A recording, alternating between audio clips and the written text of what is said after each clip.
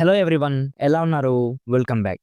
Wall to Wall ఇదొక South Korean psychological thriller movie guys. Recent గా Netflix లో stream అవుతుంది. తమిళ్, హిందీ అండ్ ఇంగ్లీష్ లో కూడా ఉంది. తెలుగు మాత్రమే మిస్సింగ్.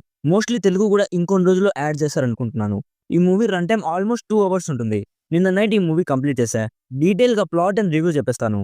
అంతకుముందు అసలు సబ్స్క్రైబర్సే పెరగట్లేదు గైస్. ప్లీజ్ మన రివ్యూస్ మీకు నచ్చితే మీ ఫ్రెండ్స్ అండ్ ఫ్యామిలీతో షేర్ చేసి కొంచెం సపోర్ట్ ఇస్తే నాకు చాలా హెల్ప్ అవుతుంది. ఈ ఛానల్ మీద నాకు చాలా హోప్స్ ఉన్నాయి గైస్. ప్లీజ్ కాంటెంట్ వర్త్ అనిపిస్తే ప్లీజ్ సబ్స్క్రైబ్ చేసుకోండి.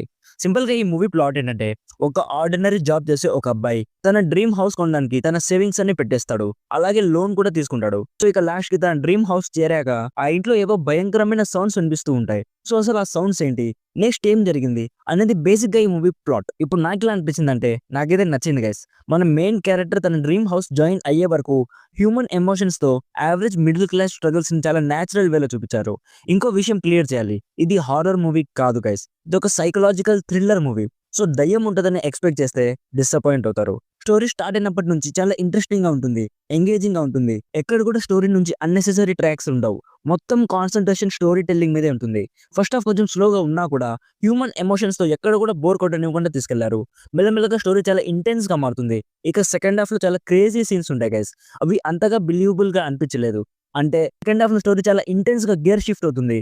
ఆ సీన్స్ బాగున్నా కూడా పెద్దగా లాజికల్ గా అనిపించలేదు. Still concept and story telling wise ఈ మూవీ నాకైతే నచ్చింది.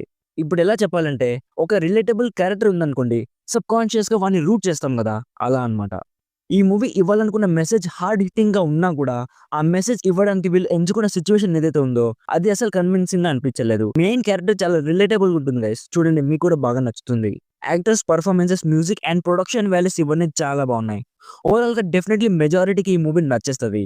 నా సైడ్ నుంచి recommended 70% as a good time pass movie. Adult content ఏం లేదు, కానీ కొన్ని బ్యాడ్ వర్డ్స్ అండ్ కొంచెం వైలెన్స్ ఉంటుంది. ఇదంతా ఓకే అనుకుంటే ఫ్యామిలీతో చూడొచ్చు.